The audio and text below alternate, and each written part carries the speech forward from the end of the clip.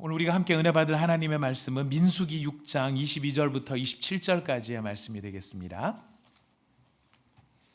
민수기 6장 22절부터 27절까지입니다.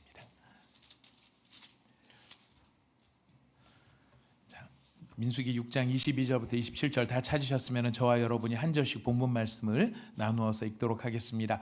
우리가 함께 나누어 읽는 이 말씀은 지금도 살아계시는 하나님의 말씀입니다. 아멘.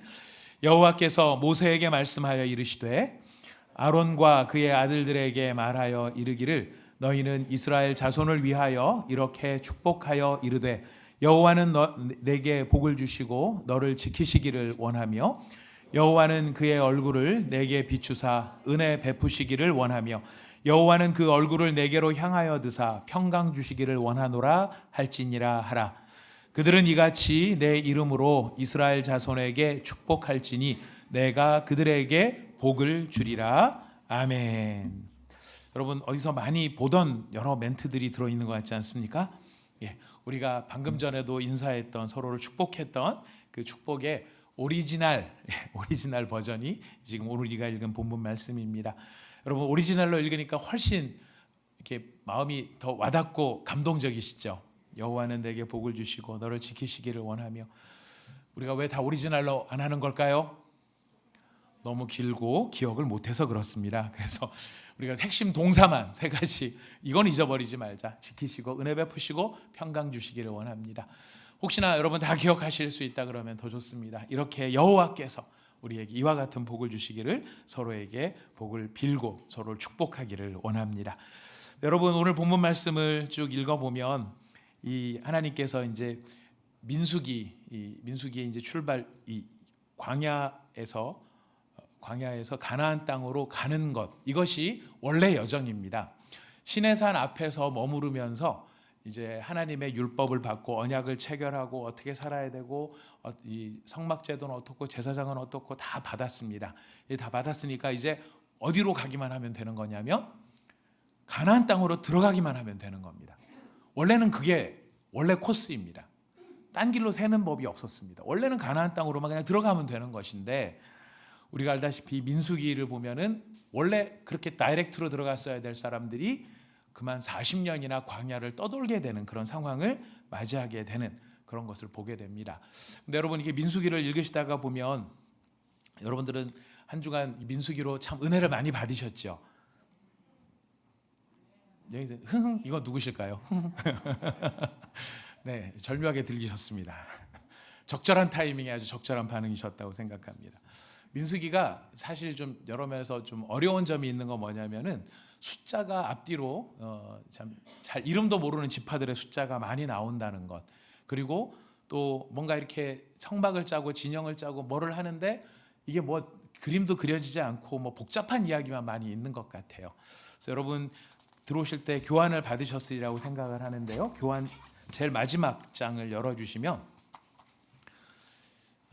이 민수기가 어떤 구조로 되어 있는지를 잘 정리한 도표가 있어서 인용을 해봤습니다. 5페이지인데 5페이지 6페이지 말고 5페이지 제일 끝장 말고 끝장의 앞에 페이지 거기 보면 민수기의 순환 구조다 이렇게 되어 있습니다.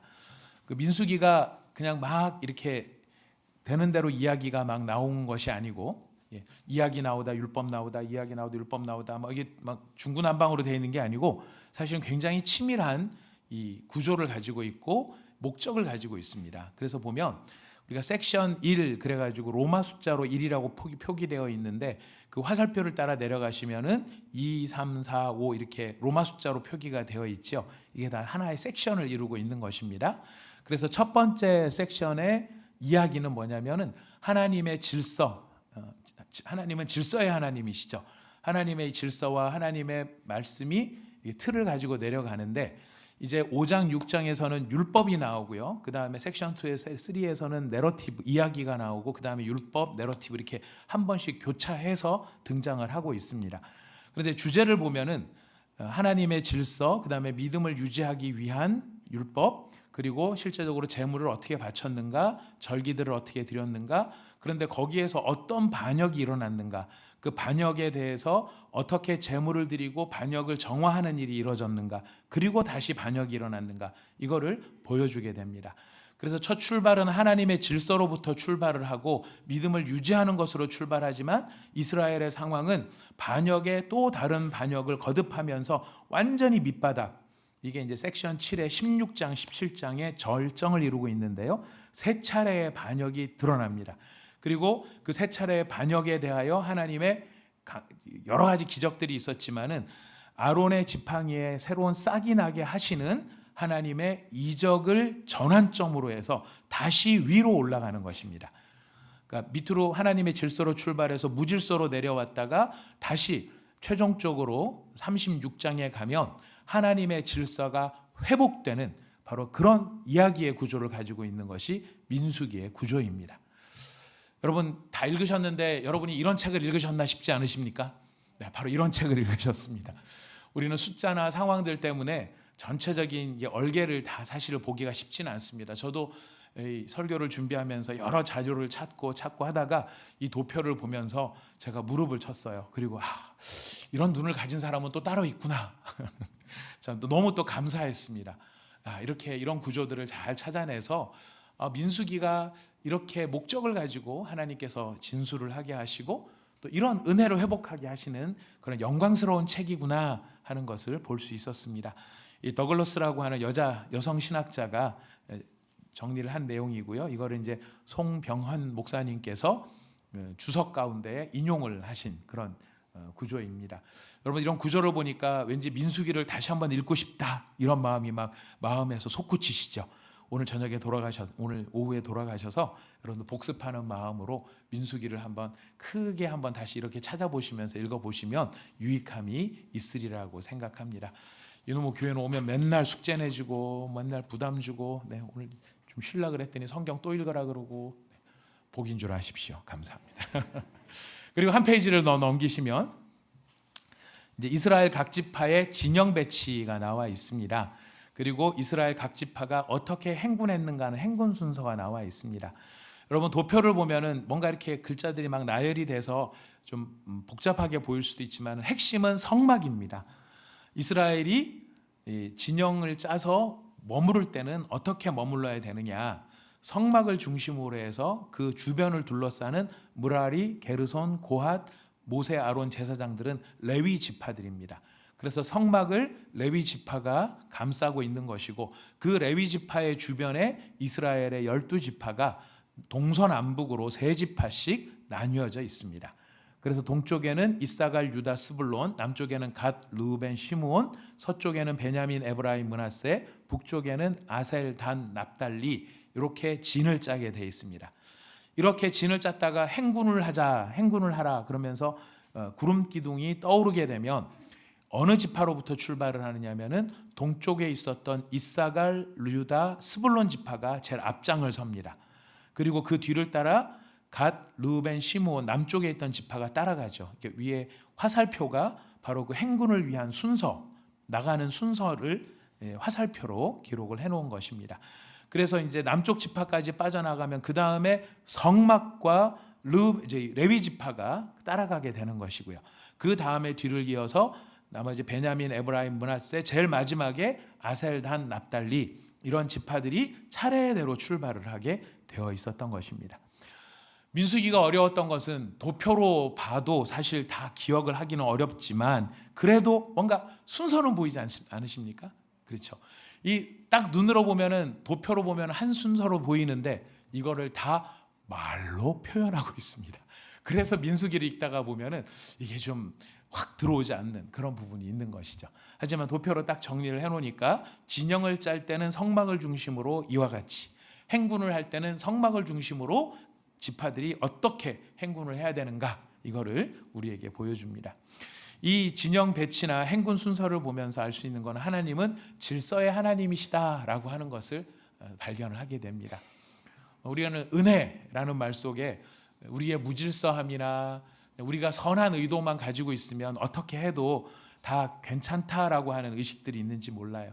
하지만 하나님은 천지를 창조하실 때부터 이렇게 행군을 할 때나 또 진영을 짤 때나 보면 항상 이렇게 질서를 가지고 뭔가 이렇게 무질서하지 않는 그런 우리에게 이런 교훈들을 가르쳐주고 있습니다. 그래서 우리의 신앙도 반듯하고 단정하다, 이런 의미가 어떤 의미냐면 바로 이렇게 질서 있는 신앙 생활이 우리에게 필요하다는 것을 이렇게 도표를 통해서도 또 민수기를 통해서도 확인할 수 있게 됩니다. 이렇게 민수기의 내용 가운데 이런 행정적인 부분 행정적인 부분을 빼고 이제 이 안에 담겨 있는 중요한 메시지가 있는데요. 저는 모든 성경이 다 좋습니다만은 민수기도 너무 좋아합니다. 민수기를 읽어보면서, 민수기를 헤아려 보면서 그 가운데 담겨 있는 메시지, 무엇보다 하나님이 얼마나 놀라우신 하나님인가라고 하는 것을 민수기가 너무너무 잘 표현해주고 있고 담아내주고 있기 때문에 그렇습니다. 사랑하는 여러분, 여러분들께서는 하나님을 어떤 하나님으로 생각하고 계십니까? 하나님 그러면은 여러분에게 떠오르는 이미지, 아니면 여러분들이 생각하는 하나님 그러면은 여러분들은 하나님을 어떤 성격의, 어떤 성품의, 어떤 모습으로 나를 보고 계시는가? 아마 각자 생각하신 게 다 있으실 겁니다. 어떤 분은 하나님을 엄격한 하나님, 어떤 분은 하나님은 저기 멀리 떨어져 있어서 나하고 별 상관이 없는 하나님, 또 어떤 분은 하나님은 무지하게 가는 기가 먹으셔서 내가 막 부르짖어 소리 지르지 않으면 잘 못 알아들으시는 하나님, 또 하나님은 밤잠이 없으셔서 철야를 해야만 그때 만날 수 있는 하나님. 우리가 각자가 이렇게 아마 상상하거나 생각할 수 있는 여지가 있지 않나 싶습니다. 여러분, 우리 경험상 그렇게 알 수도 있겠지만 중요한 건 성경이 말씀하시는 하나님 스스로가 우리에게 보여주신 하나님의 모습, 그게 진짜 하나님의 모습이겠죠. 그런 진짜 하나님의 모습은 어떤 모습일까요? 우리 하나님께서 자신을 보여주신 가장 아름다운 모습 중에 하나가 바로 우리가 읽은 본문 말씀이에요. 여러분, 6장 22절에서 27절 여기에 보면은 복이라는 말이 많이 나와요. 우리 22절에서 27절 다시 읽어보실 텐데요. 여기에서 복이나 축복, 또 복과 관련된 내용들을 의식하시면서 한번 읽어보시기를 바랍니다. 시작. 여호와께서 모세에게 말씀하여 이르시되 아론과 그의 아들들에게 말하여 이르기를 너희는 이스라엘 자손을 위하여 이렇게 축복하여 이르되 여호와는 내게 복을 주시고 너를 지키시기를 원하며 여호와는 그의 얼굴을 내게 비추사 은혜 베푸시기를 원하며 여호와는 그 얼굴을 내게로 향하여 드사 평강 주시기를 원하노라 할지니라 하라.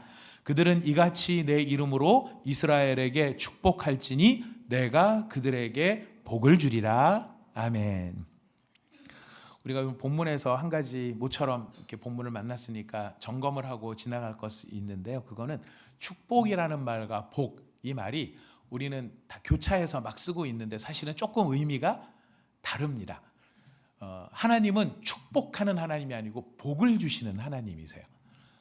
무슨 차이가 있느냐면 축복이라는 말은 복을 빌다라는 뜻입니다. 복이 있기를 원합니다라고 복을 비는 것이 축복입니다.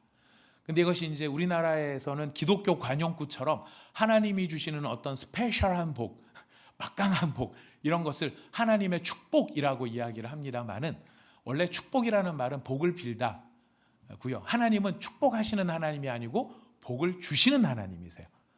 그러니까 하나님은 복이 있으면 좋겠다, 너희가 복을 받으면 좋겠다라고 하시면서 우리를 위해서 복을 빌어주시는 분이 아니라 아예 복을 주시는 분이시라는 거예요. 그래서 우리는 서로를 향해 축복해야 되죠. 당신에게 복이 있기를 원합니다라고 서로 축복해야 되지만 하나님은 우리에게 복을 주시는 하나님이시다. 우리가 이것을 잘 기억하는 것이 필요할 것입니다. 막 써도 우리가 의미를 물론 거기 담아가지고 뭐처럼 말해도 뭐처럼 알아들으면 다 되는 것이지만 그래도 우리가 정확하게 의미를 알고 사용을 하면 더 선명하게 우리가 깨달아지는 바가 있기 때문에 또 도움이 되는 부분이 있습니다. 우리가 서로를 위해서 축복하고 하나님은 우리에게 복을 주시고. 자, 그렇다면 하나님은 어떤 하나님이십니까? 복을 주시는 하나님이실 뿐만 아니라 복을 주시는 것을 기뻐하시는 하나님이시라는 것. 이스라엘 백성들이 이제 출발을 해서 아까 진영 보셨죠? 그 진영 짜는 법도 다 배우고 이제는 가나안 땅을 향해서 출발을 하고자 하는 그런 시점에 놓여 있는 거예요. 그 시점에서 하나님께서 이스라엘에게 그 하나님의 본심을, 하나님의 본 마음을 알려주시기를 원하는데 그것이 무엇입니까? 나는 너희에게 복을 주기를 원한다. 복을 주기를 원한다. 하나님이 제사장들을 통해서 매일 선포하게 하시는 거예요. 내가 너희에게 복을 주기를 원한다. 복을 주기를 원한다. 왜 이런 장치를 만드셨을까요? 하나님이 기억력이 오래 사시다가 보니 기억력이 떨어져서 사람처럼 이스라엘에게 복을 주는 걸 깜빡 잊어버리실까 봐 제사장들이 하나님 복 주실 시간이세요. 하나님 일어나세요. 복 주셔야죠. 복 주셔야죠. 참복을 줄까 까치복을 줄까 이렇게 복을 주시려고 하시는, 이거 하나님을 깨우기 위해서 그런 것이 아니라 이렇게 장치를 한 것은 이스라엘을 위해서 장치를 한 것이. 잊어버리지 말아라. 너희를 부르신 하나님, 너희와 함께 하시는 하나님, 그 하나님이 어떤 하나님이냐면은 너희에게 복을 주시기를 기뻐하시는 하나님이라는 사실, 그것을 잊지 말아라. 이스라엘 제사장들이 이렇게 선포를 하는 것은 바로 이스라엘을 위한 것이었고요. 하나님의 본심이 무엇인지를 우리에게 알려주시는 것입니다. 또 이 말씀이 민수기의 유명한 말씀, 민수기 14장 28절 말씀 안 찾으셔도 됩니다. 우리 뒤에 더 나오는 이야기니까요. 아주 유명한 말씀. 내 귀에 들린 대로, 내 귀에 들린 대로 내가 너희에게 행하겠다. 그러니 하나님의 귀에 자꾸 무엇을 들려주시는 것입니까? 하나님 저 사람에게 복을 주십시오. 하나님 선을 베푸십시오.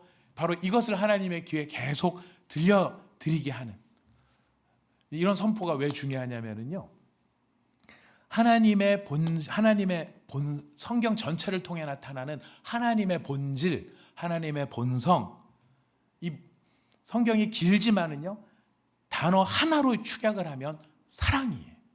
하나님은 사랑이시라. 그러니까 사랑이신 하나님의 본성과 맞는 이야기를 우리가 들려드리고 우리가 그렇게 행할 때 하나님이 기뻐하시고 그게 편하신 것. 하나님은 본심이 우리에게 심판하시고 저주하기를 기뻐하시는 분은 아니신 거죠. 그런데 우리는 계속해서 복을 이야기하고 사랑을 이야기하고 서로에 대한 축복을 말하는 것이 아니라, 복을 빌리는 것이 아니라 원망을 이야기하고 미워하고 누구의 잘못을 끄집어내고 그것을 확산시키고 그것을 옮기고 그것을 막 번지게 하고 그러면서 사람의 마음에 미움을 심는 것은 하나님이 가지고 계시는 본성과 맞지 않는 본성이라는, 맞지 않는 얘기라는 거예요. 그러니까 하나님이 그런 이야기에 대해서는 기뻐하시지 않는 것이죠. 그러니까 하나님께서는 항상 하나님의 귀에 무엇을 들려주라고 얘기를 하느냐면은 하나님은 너희들에게 복을 주시기를 원하신다. 너희를 사랑하시기를 원하신다. 왜? 그것이 하나님의 원래 성품과 맞는 것이기 때문에 그렇다는 거예요. 그래서 우리가 자녀들을 바라볼 때도 많은 이야기를 하죠. 저도 예전에 부흥사 목사님을 통해서 여러 은혜를 받았습니다만은 한 가지 잊혀지지 않고, 처음에는 그냥 아유 참 말 재밌게 하신다 생각이 들었는데 가면 갈수록 깨달아지는 게 있어요. 예전에 우리나라 못 살고 막 그 민도가 떨어질 때 부모님들이 자식들한테 막 욕을 막 심하게 하고 이런 무슨 자식 무슨 새끼 너는 개다 소다 말이다 막 이런 온갖 욕들을 다 하는데도 불구하고 우리나라가 복을 받은 이유는 한 가지라면서요. 딱 한 가지인데 그건 뭐냐면은 엄마가 아이들한테 막 코지 이렇게 흐를 때 코를 탁 풀면서 뭐 하라고 하죠? 흥 해라 흥 해라. 그래서 우리나라가 흥하게 되었다는, 우스운 얘기지만 생각해 보니까 틀린 얘기도 아닌 것 같아요. 그렇게 많은 저주를 퍼부었음에도 불구하고 그 저주가 임한 게 아니라 우리 한국 사회가 잘 사는 걸 보면 정말 평소에 하는 그 말씀들이 얼마나 중요한가 하는 것을 인정하지 않을 수가 없는 것 같습니다. 그래서 우리도 자녀들한테 막 속이 상하고 괴롭고 막 쥐어 박았으면 좋겠고 이럴지라도 우리가 어떻게 해야 되겠습니까? 흥해라 해야 되겠죠. 코를 안 흘리는 자식들한테는 어떻게 하면 좋을까요? 하나님이 너에게 복을 주시기를 원한다. 하나님이 너에게 복을 주시기를 원한다. 우리 남편과 아내가 서로 늘 마음에 드는 건 아니잖아요. 들 때도 있고 안 들 때도 있고 안 들 때가 더 많을지도 모르겠어요. 그러나 그럼에도 불구하고 우리가 할 수 있는 믿음의 사람으로서의 특권이 무엇이겠습니까? 하나님이 당신에게 복을 주시기를 원합니다. 하나님이 당신에게 복을 주시기를 원합니다. 내가 어쩌다 이 인간을 만나가지고 이 인간만 아니었으면, 그때나 좋다고 죽자고 쫓아다니는 그 인간이랑 살았더라면, 이런 말이 이만큼 올라오시더라도 어떻게 하셔야 될까요? 하시는 분은 안 계시죠? 계시는가 봅니다. 그러나 그러지 마시고 어떻게 하셔야 될까요? 하나님이 당신에게 복을 주시기를 원합니다. 하나님이 당신에게 복을 주시기를 원합니다. 왜냐하면 하나님이 그것을 기뻐하시기 때문에. 왜냐하면 하나님이 사랑이시기 때문에. 그래서 이스라엘 백성에게 매일 이렇게 선언을 하게 하셨던 것입니다. 그래서 우리 교환의 그 2번을 보시면, 하나님께서는 언약으로 맺어주신 자기 백성 이스라엘이 복을 받기를 원하시는 거예요. 하나님의 바람은 복을 받기를 원하시는 거예요. 그래서 하나님이 이스라엘과 더불어서 사랑과 기쁨을 함께 나누고 누리기를 원하시는 거예요. 여러분, 예배 시간이 무슨 시간일까요? 바로 이 시간이에요. 하나님과 하나님의 백성이 하나님 사랑합니다, 하나님 기뻐합니다, 이게 찬양이잖아요. 하나님을 찬양하고 하나님을 사랑하고 하나님을 높이고, 하나님은 또 우리에게 내가 너희를 사랑한다, 내가 너희를 기뻐한다, 이렇게 말씀해 주시고 우리의 마음에 성령을 부으셔서 감동 감화를 주시고, 바로 이것이 예배인 거거든요.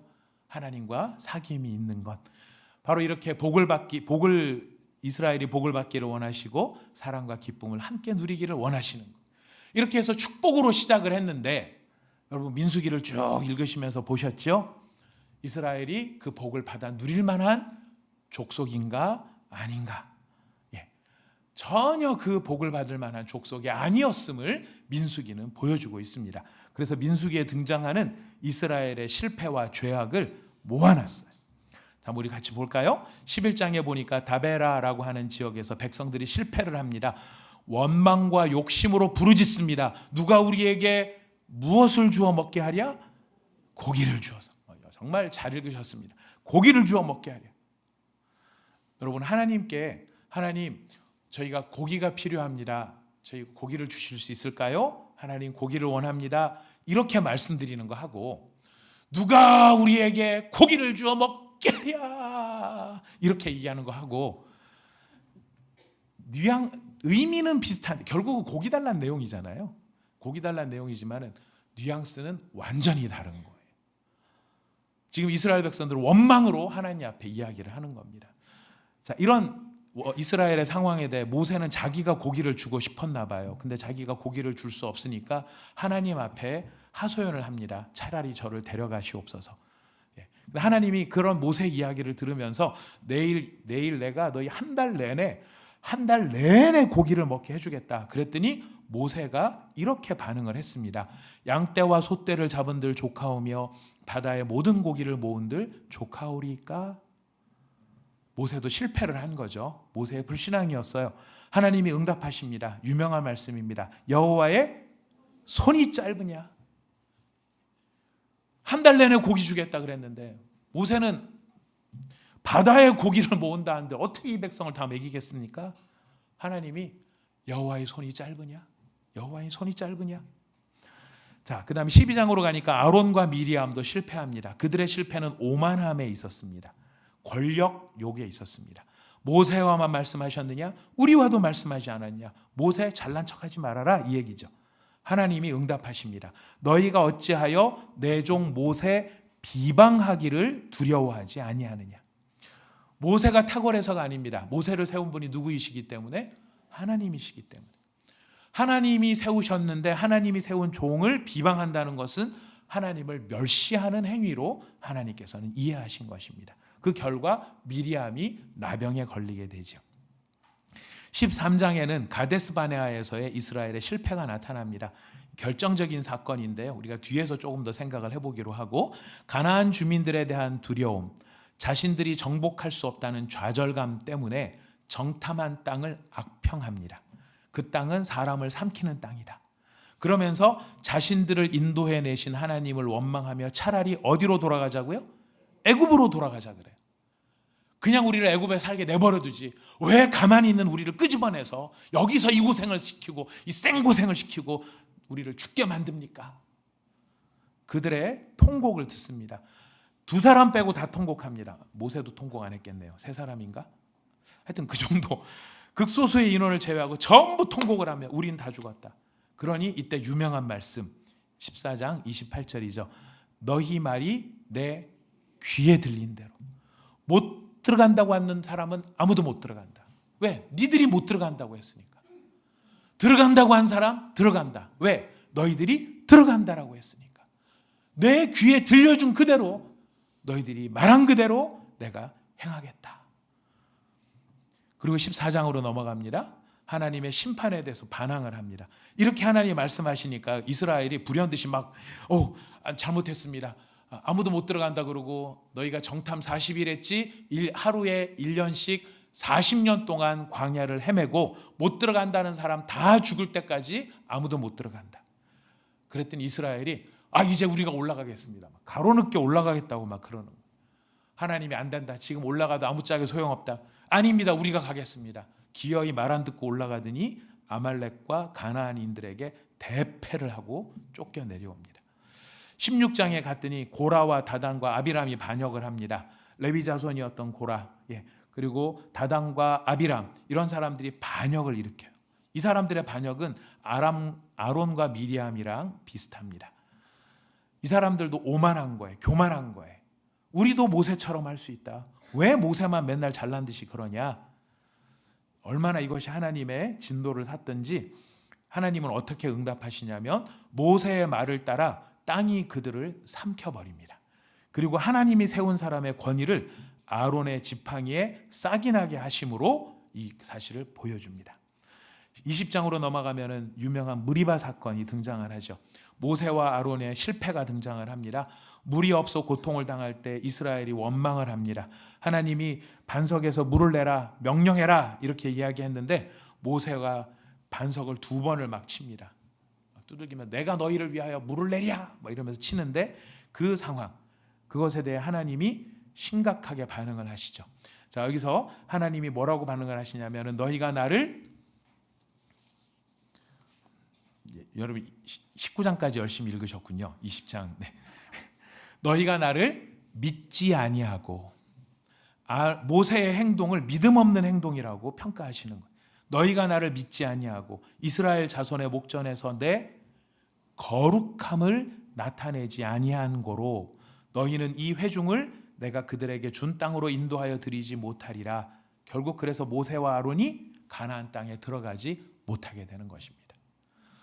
어떻게 보면 우리는 좀 지나치다 싶을 때가 있어요. 왜냐하면 말로 하라 그랬는데 이거 지팡이 갖고 2번 내리쳤다고 그걸 갖고 이렇게 충성한 종을 가나안 땅에 안 들여보내고 너무 심하지 않느냐. 이거 뭐랑 똑같으냐면은 아담과 하와가 선악과를 먹은 거랑 똑같은 거예요. 그 과일 하나 따먹었다고 해가지고 그걸 갖고 전 인류한테 이렇게 벌을 내리시고 너무하지 않느냐? 아니죠.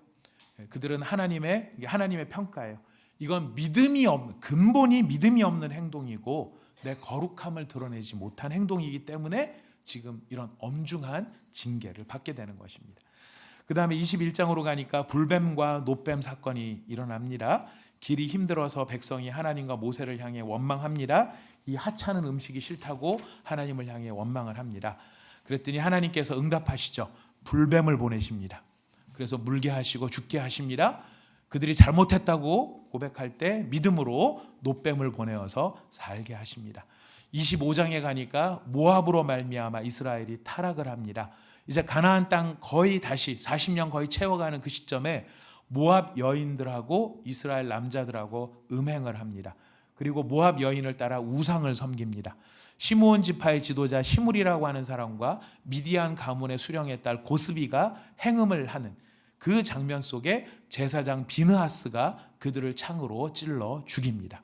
하나님이 응답하십니다. 비느하스에게 내가 내 평화의 언약을 주리라. 여러분 참 하나하나 이렇게 정리하는 것도 힘들었고요. 읽기도 우리가 힘들어요. 이 사건이 40년 동안 기록된 사건만 이런 일들이 벌어져요. 이스라엘이 뭐 하나 한 번도 하나님께 잘하는 게 드러나지 않아요. 복을 받을 만합니까? 복을 받기 어려운 민족입니까? 참 복을 받기 어려운 민족이에요. 자, 그런데도 불구하고 하나님이 그들에게 복을 주시는 것. 왜 그러시는가? 우리가 가데스 바네아 사건을 다시 한번 잠시 음미해 볼 필요가 있습니다. 40년 광야 생활을 하게 된 것이 가데스 바네아 때문이었고요. 이 이스라엘이 이렇게 울고 통곡하고 우리 못 올라간다고 한 것은 하나님을 믿지 못했기 때문이었고요. 하나님을 믿지 못했던 근본적인 이유는 하나님을 사랑하는 마음이 그들에게 없었기 때문이에요. 이스라엘 백성들이 하나님께 부름을 받아 나왔지만 문제는 뭐냐면 마음에 하나님을 사랑하는 것이 없어요. 하나님을 사랑하는 것이 없으니 말씀이 귀에 들어오지 않고 하나님을 사랑하는 것이 없으니까 하나님을 향한 행동들이 뭐든지 다 그냥 다 만사가 귀찮고 그냥 마지못해서 하는 거예요. 참 안타까운 것이죠. 그러니 이제 40년 동안 광야를 떠도는데 여러분이 광야를 떠도는 이스라엘 무리를 어떻게 볼 것인가 참 중요해요. 우리 이스라엘 백성들이 40년 광야를 떠돌면서 이 떠던 이유는 장정들, 그러니까 이스라엘 가나안 땅에 못 들어간다라고 했었던 그 나이 많은 사람들이 다 죽을 때까지 떠돌아다닌 거거든요. 그러니까 이스라엘 백성들이 떠돌아다니는 데는 뒤에는 뭐만 남느냐면은 공동묘지만 남는 거예요. 무덤이 남는 거예요. 그러니까 이걸 보면 저주받은 공동체 같은 거예요. 그래서 우리 김경한 집사님이 아마 우리 순장님들한테 또 이렇게 자료를 하나 보낸 게 있는데 거기에 보면은 이 이스라엘 백성들이 통계 숫자를 봤을 때 처음에 숫자가 몇 명이었고 그 다음에 몇 명이었는지 그거 하고 그 다음에 하루 평균 100명씩 죽어나갔다는 거예요. 이스라엘 백성들이 쭉 가는 동안에 40년 동안 매일 100명씩 죽어나가는 거예요. 그걸 놓고 보자면 이스라엘은 저주받은 공동체다 볼 수 있는데 우리가 새롭게 사실은 인식을 해야 될 게 있습니다. 그게 무엇이냐면 잘 주의해야 될 게 있습니다. 처음에 몇 명이었죠? 대략 60만 명이었어요. 그런데 광야 생활이 끝날 때 다시 인구를 조사했더니 몇 명이었습니까? 60만 명이었어요. 무슨 말일까요? 하루에 100명씩 죽어나가는 저주받은 공동체 같지만 끝까지 60만이었다는 얘기는 하루 평균 100명씩 새로 태어나고 있었다는 것을 의미하는 것입니다. 저주받은 사람들이 다 소모되어 나가기를 바라면서 그것을 기다리는 것이 아니라 하나님의 일은 심판하는 것으로 끝나는 것이 아니라 저주받을 수 없는 그 공동체가 새로운 사명을 갖는 공동체, 새롭게 순종할 수 있는 공동체로 하나님은 만들어 가시더라는 것이. 그래서 이스라엘 백성의 공동체는 저주받은 절망의 공동체가 아니라 새롭게 만들어지는 소망의 공동체로 자라나고 있는 것이죠. 여러분 놀랍지 않습니까? 놀라시기를 축복합니다. 여러분 마음속에 깨달아지면 함께 놀라는 은혜가 있을 줄로 생각합니다. 사실 놀랄 만한 은혜예요. 저주받는 것으로 끝나는 게 아니라 하나님은 그 가운데 새 일을 행하고 계신다는 것. 우리의 삶 속에서도요, 뭔가 고난만 있는 게 아니라 그 고난 속에 하나님이 행하실 새로운 일들을 만들어가고 계시는 거죠. 그 이유가 뭐냐면은 우리 2번이에요. 우리 같이 2번 읽어보겠습니다. 우리 뒤에 혹시 에어컨을 좀 틀어주실 수 있으면 에어컨을 좀 부탁을 드리겠습니다. 약간씩 더워지는 것 같습니다. 감사합니다. 우리 2번 읽어봅시다. 시작. 언약에 근거하고 언약을 따라 행하시는 하나님이시다. 꼴도 보기 싫고 다 전멸시켜 버려도 마땅한 것이 한두 번도 아니었는데 하나님께서 그렇게 하시지 않은 것은 언약 때문이었다. 언약을 맺으신다는 것은 하나님 자신을 언약으로 묶으시고 자신이 가지신 자유의지를 스스로 제한하셨음을 말한다. 이게 무슨 말이냐면요, 여러분 약속한다는 것은, 언약을 한다는 것은 그 언약을 지킬 책임을 갖는 것이고 그 언약을 지키기 위해서 다른 모든 것을 포기한다라는 말이 여기에 담겨 있어요. 예를 들어서 이런 겁니다. 우리 결혼 서약을 하잖아요. 연애하고 결혼하고 다른 부분이 이런 부분인데요. 연애할 때는 뭐 사랑한다, 어쩐다, 뭐 그래도 뭐 이렇게 하다가 헤어져도 뭐 헤어지는 갑다 이렇게 끝이 나요. 근데 결혼은 달라요. 결혼은 왜 다르냐면 결혼할 때는 서약을 하거든요. 언약을 해요. 근데 언약한다고 했을 때 언약에 여러 가지 내용이 담깁니다.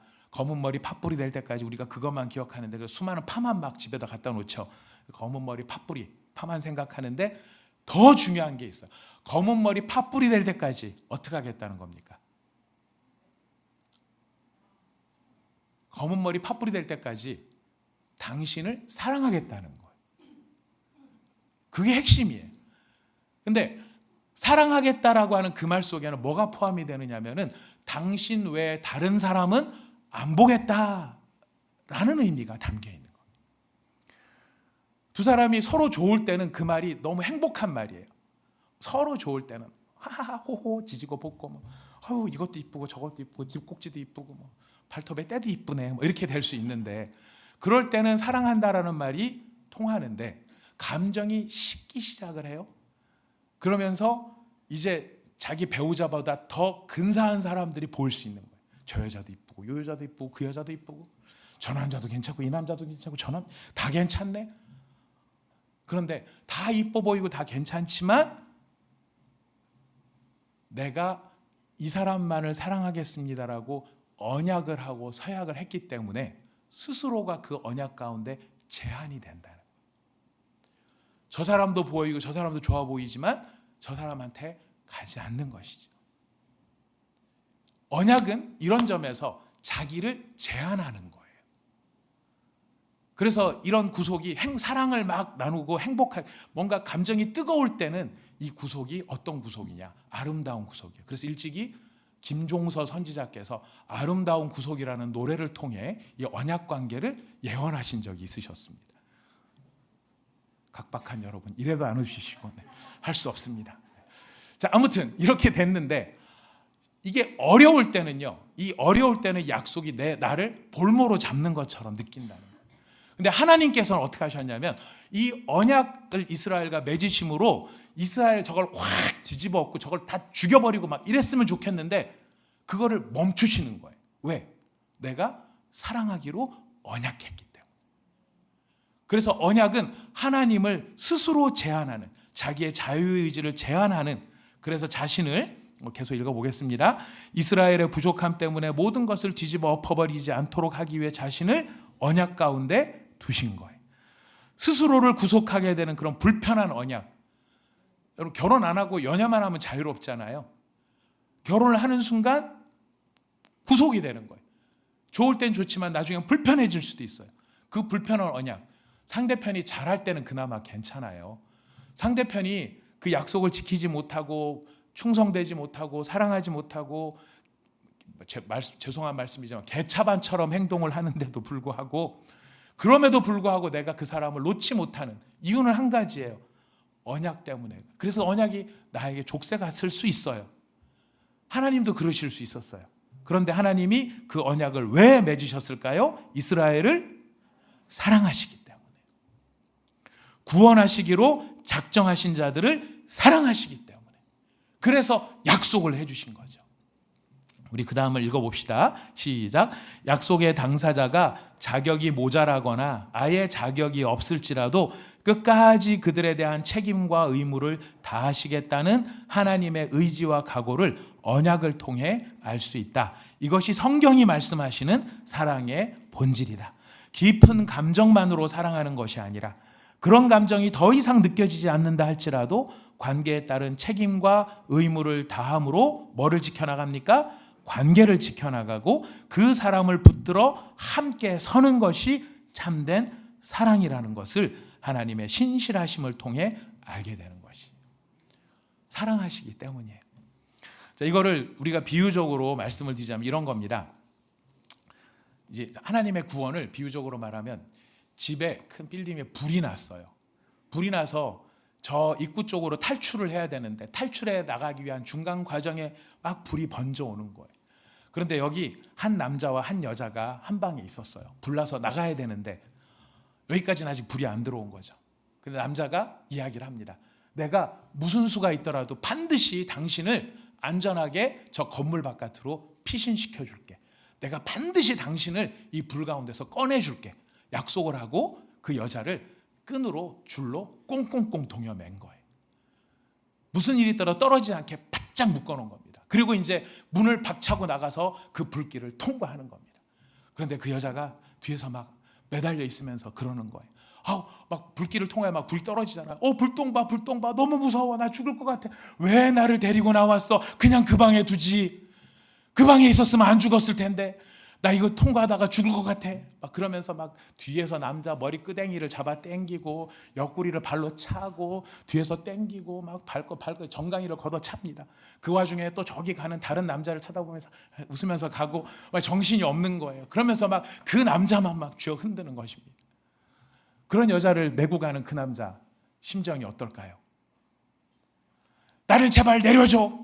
내가 왜 당신한테 매어 있어야 돼? 난 자유롭기를 원해. 이 불구덩이에 있어서 나를 죽이려고 작정을 했구나. 그럴 때 남자가 내가 어떤 고생을 하고 지금 이 불길을 통과하고 있는데 이게 은혜도 모르고 그래? 그리고 끈을 풀어버린다. 그럼 어떻게 되겠습니까? 죽고 끝나겠죠. 그러나 절대 그럴 수 없어. 우리는 묶였어. 반드시 내가 너를 이 불길을 통과해서 반드시 살려내고야 말 거야. 그래서 바깥에까지 기어이 데려다 놓았어요. 하나님의 은혜가 그런 은혜라는 거예요. 이스라엘을 하나님께서 언약이라는 끈으로 꽁꽁 묶으셔서 이 광야를 내가 어떻게든지 너희를 데리고 가겠다. 근데 이스라엘은 뒤에서 막 계속 하나님 머리끄댕이를 잡고 옆구리를 치고 딴 데 우상 보면서 헤헤거리고 막 이러는 과정에 나를 그냥 저 안전한 애굽에 그냥 두시지 왜 데리고 나왔습니까? 저 같았으면은 제가 하나님의 입장이었다면 이스라엘을 그냥 포기해도 여러 번 포기했을 것 같아요. 그런데 그런 이스라엘을 포기하지 아니하시는 하나님의 사랑이라는 것이, 그것이 바로 하나님의 신실하심이라는 거예요. 그 사랑이 기가 막히게 나타난 것이 바로 발람과 발락 사건입니다. 이제 2페이지인데 나머지 어떡하려고 그러나 걱정되시죠? 빨리 끝낼 수 있습니다. 여러분, 이 발람과 발락 사건은 우리가 잘 압니다. 발락이라고 하는 모압 왕이 이스라엘이 너무 강한 걸 보고 자기 힘으로는 이기지 못할 것 같으니까 발람이라고 하는 저주 전문 점쟁이 무당이에요. 발람은 하나님의 선지자 아닙니다. 다신주의자입니다. 다신주의자고 그걸 알 수 있는 건 뭐냐면 7제단을 쌓으라고 이야기하거든요. 제단을 7개를 쌓아서 이신 저신 저신을 다 모시는 그런 다신주의자인데 하나님께서는 그런 점쟁이 다신주의자 무당도 사용하셔서 입을 말씀하시기로 하신 거예요. 여러분, 이걸 낯설게 보지 마십시오. 성경에 보면은 이방인을 사용하셔서 이스라엘에게 말씀하신 적이 몇 번 있으십니다. 이 아비멜렉을 하나님이 개입하셔서 이 사라를 범하지 말라고 경고하신 적도 있고요. 또 라반에게 야곱을 해치지 말라고 하나님이 경고하신 적도 있으셨어요. 이번에는 하나님께서 이 무당 같은 발람을 사용하셔서 이스라엘은 복받은 백성이기 때문에 그 복받은 백성을 내가 지킨다라고 하는 것을 보여주시는데 이 발람을 사용을 하셨습니다. 이 발람이 발락과 함께 높은 산꼭대기에 올라가서 3번 제사를 드리는데요. 3번 다 발람이 이 하나님의 위세에 짓눌려서 하나님이 전하는 말만 하게 됩니다. 무슨 말을 했냐면은 3페이지를 한번 가서 보실까요? 3페이지에 1차 예언. 그래서 이제 그 23장 7절부터 10절까지입니다. 23장 7절부터 10절 한번 같이 읽어보겠습니다. 시작. 발람이 예언을 전하여 말하되 발락이 나를 아람에서 모압 왕이 동쪽 산에서 데려다가 이르기를 와서 나를 위하여 야곱을 저주하라. 와서 이스라엘을 꾸짖으라 하도다. 하나님이 저주하지 않으신 자를 내가 어찌 저주하며 여호와께서 꾸짖지 않으시는 자를 내가 어찌 꾸짖으랴. 내가 바위 위에서 그들을 보며 작은 산에서 그들을 바라보니 이 백성은 홀로 살 것이라. 그를 여러 민족 중에 하나로 여기지 않으리로다. 야곱의 티끌을 누가 능히 세며 이스라엘 4분의 1을 누가 능히 셀고 나는 의인의 죽음을 죽기 원하며 나의 종말이 그와 같기를 바라노라. 무슨 말이냐면 밑에 다에 써놨어요. 이스라엘의 번성은 하나님께서 축복하신 것이기 때문에 자신은 이들을 저주할 수 없다 이야기를 하고 있었어요. 2차 두 번째 다른 곳으로 갑니다. 발람이 여기 너무 이스라엘이 많이 보이니까 네가 눌린 모양인데 저기 이스라엘 뒷모습 살짝 보이는 데 가서 하자. 또 거기 가서도 얘기를 해요. 그러니까 발람이 또 하나님의 말씀을 들어 예언을 합니다. 우리 2차 예언은 그냥 건너뜁니다. 핵심은 그거예요. 주변에서 누가 무슨 방해를 한다 할지라도 하나님이 이스라엘에게 약속하신 것들은 꼭 이루어질 것이다. 이거를 예언을 해요. 세 번째로 부올산 꼭대기에 이르릅니다. 광야가 다 내려다 보여요. 이스라엘 전체 지파를 보면서 예언을 합니다. 우리 이 예언을 한번 같이 읽어보겠습니다. 24장 1절부터입니다. 3페이지 제일 밑에 있습니다. 시작. 발람이 자기가 이스라엘을 축복하는 것을 여호와께서 선히 여기심을 보고 전과 같이 점수를 쓰지 아니하고 그의 낯을 광야로 향하여 눈을 들어 이스라엘이 그 지파대로 천막 친 것을 보는데 그때 하나님의 영이 그 위에 임하시는지라. 그가 예언을 전하여 말하되 부올의 아들 발람이 말하며 눈을 감았던 자가 말하며 하나님의 말씀을 듣는 자, 전능자의 환상을 보는 자, 엎드려서 눈을 뜬 자가 말하기를 야곱이여 내 장막들이, 이스라엘이여 내 거처들이 어찌 그리 아름다운고 그 벌어짐이 골짜기 같고 강가의 동산 같으며 여호와께서 심으신 침향목들 같고 물가의 백향목들 같도다. 그 물통에서는 물이 넘치겠고 그 씨는 많은 물가에 있으리로다. 그의 왕이 아각보다 높으니 그의 나라가 흥왕하리로다. 하나님이 그를 애굽에서 인도하여 내셨으니 그 힘이 들소와 같도다.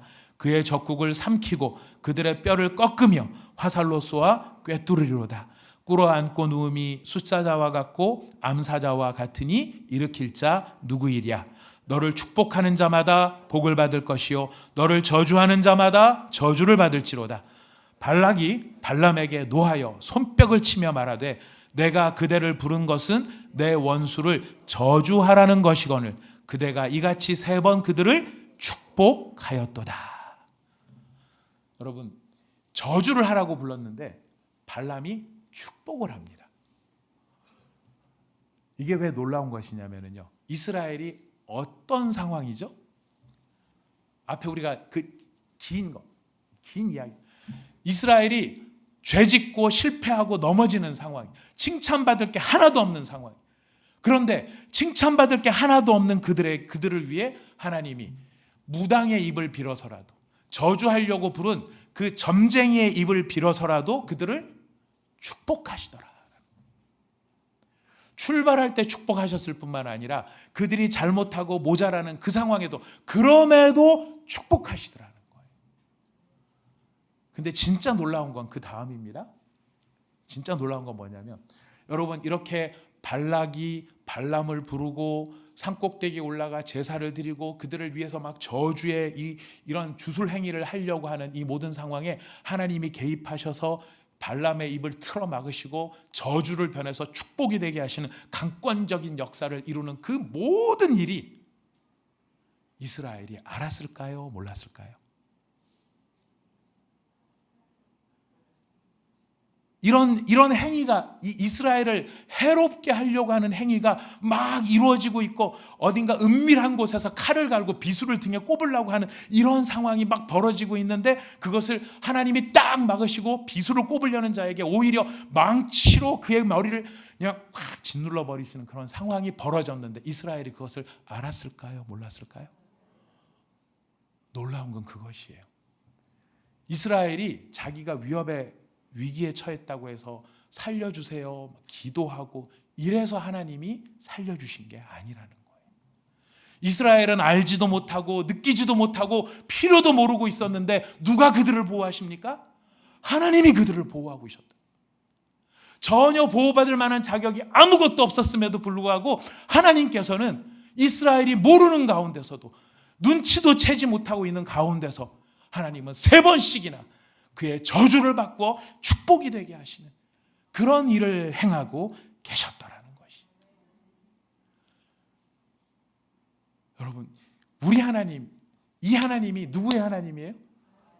나의 하나님인 거예요. 여러분, 우리가 복을 받을 때 복을 받을 만하기 때문에 복을 받을까요? 대차대조표를 한번 써봅시다. 한쪽에는 죄, 한쪽에는 상 이렇게 써놓고, 내가 잘한 일 한쪽에 쭉 써놓고 내가 벌 받을 일 한쪽에 쭉 써놓으면 여러분 어디가 더 많으실 것 같으세요? 저랑 같으신 분이 많이 계시는군요. 만약 대차대조표로 따지면은 상 받을 일보다는 벌 받을 일이 훨씬 많을 거예요. 그런데도 불구하고 하나님 우리에게 상을 주시는 이유가 무엇입니까? 할렐루야. 우리가 상을 받을 만한 일을 해서 상을 주시는 게 아니라 우리를 사랑하시기로 작정하시고 언약으로 묶어놓으셨기 때문에 그 언약 때문에 신실하게 우리에게 상을 주시는 하나님이시라는 거예요. 우리가 기도하면서 받는 복이 많을까요? 기도 안 하는데도 받는 복이 많을까요? 너무 잘하시네요. 저도 그거를 알아요. 제가 저를 보면 이런 복을 받을 자격이 없어요. 이런 복을 누릴 자격이 저한테는 하나도 없어요. 제가 저를 알아요. 제가 저 자신의 마음에 있는 생각과 동기와 여러 가지 상황을 제 스스로가 너무 잘 알아요. 그걸 놓고 보면 아이고 벼락 안 맞아 죽는 게 다행이지. 이런 생각이 들 때가 있어요. 그런데 벼락이 오는 게 아니라 복이 오는 거예요. 이게 웬 복이냐 생각을 해보면 제가 잘한 복이 아니라는 거예요. 누가 주시는 복입니까? 하나님이 주시는 복.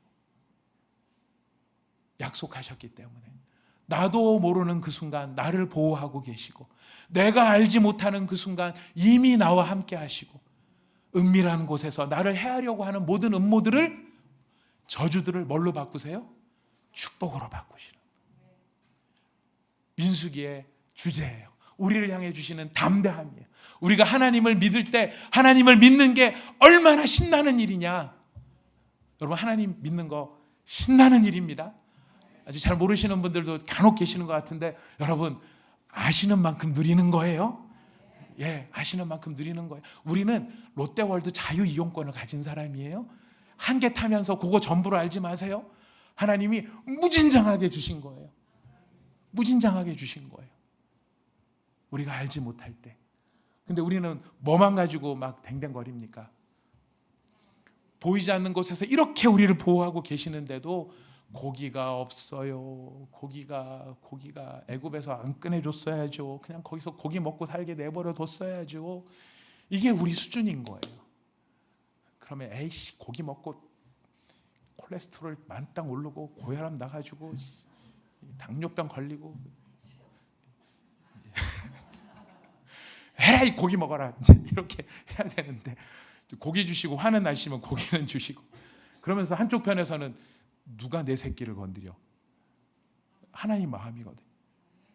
누가 내 새끼를 건드려? 누가 내 새끼를 건드려? 아무도 못 건드려. 이 하나님이 누구의 하나님이십니까? 나의 하나님이시고 우리의 하나님이신 거예요. 사랑하는 여러분, 이 용기와 배짱과 담대함을 우리 모두가 누릴 수 있기를 바랍니다. 하나님은 사랑이십니다. 하나님은 사랑으로 우리를 인도하십니다. 그 사랑으로 우리를 기어이 가나안 땅까지 하나님이 목적하신 그곳까지 우리를 이끌어 들이실 것입니다.